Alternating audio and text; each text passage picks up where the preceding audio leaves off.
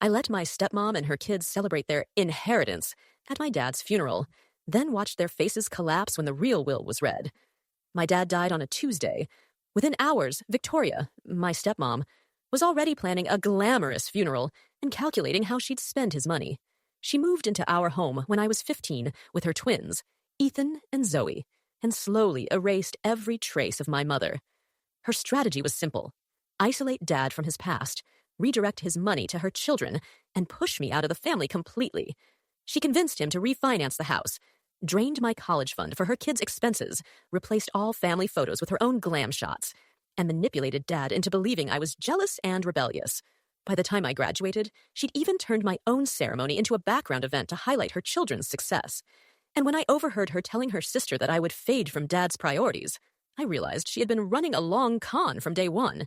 In college, I watched from afar as she took over his business, put her kids on all bank accounts, and even removed me from his life insurance policies.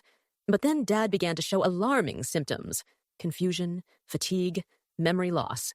Victoria claimed it was age and heart problems, but she controlled all his medications. His condition worsened, except early in the mornings before she gave him pills.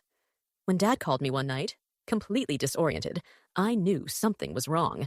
His longtime doctor revealed that he hadn't seen Dad in 8 months. Victoria had been lying. I hired a private investigator. What he found was terrifying.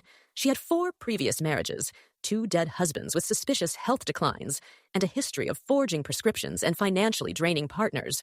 I confronted Dad, expecting denial. Instead, he shocked me by saying he already knew. He'd been secretly hiding the pills, documenting her behavior, installing cameras, and working with his lawyer to build a case. He let her think she was winning so she wouldn't act prematurely. He gathered videos of her crushing extra pills into his food, researching lethal drug combinations, forging his signature, and emailing her sister about the timeline for his death. He created a new will giving everything to me, and a separate package of evidence for the police. Victoria, confident she was close to inheriting everything, increased his medications. Dad ended up hospitalized and passed away 3 days later. She performed the grieving widow act flawlessly. At the funeral reception, she whispered proudly that the will was a formality, and that Dad left her everything. Ethan and Zoe were already planning which cars to sell and how to remodel the house. Then Dad's lawyer arrived. Victoria sat at the head of the table like royalty as the will was read, but the first lines tore her world apart. To my wife, Victoria, I leave my gratitude for showing me who she really was. To her children, the same.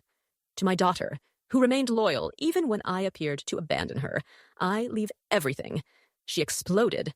Then the lawyer presented the evidence: pills, videos, forged documents, emails, recordings, all proving elder abuse, financial fraud, and attempted murder. Police entered the house and arrested her. She screamed that everything was hers, that she gave Dad purpose, and that I manipulated him. But the evidence was overwhelming. Ethan and Zoe, stunned, admitted they'd believed their mother, but were cleared of charges after cooperating. The trial lasted 10 months. Victoria was convicted on all counts and sentenced to 25 years in prison. The FBI later began investigating the deaths of her previous husbands, now considered suspicious. I restored my parents' home to how it looked when Mom was alive.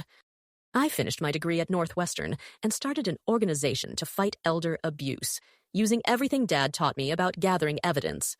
He never abandoned me. He sacrificed everything to expose the woman who tried to erase our family. Victoria thought she inherited a fortune. Instead, she inherited a prison sentence and her own downfall.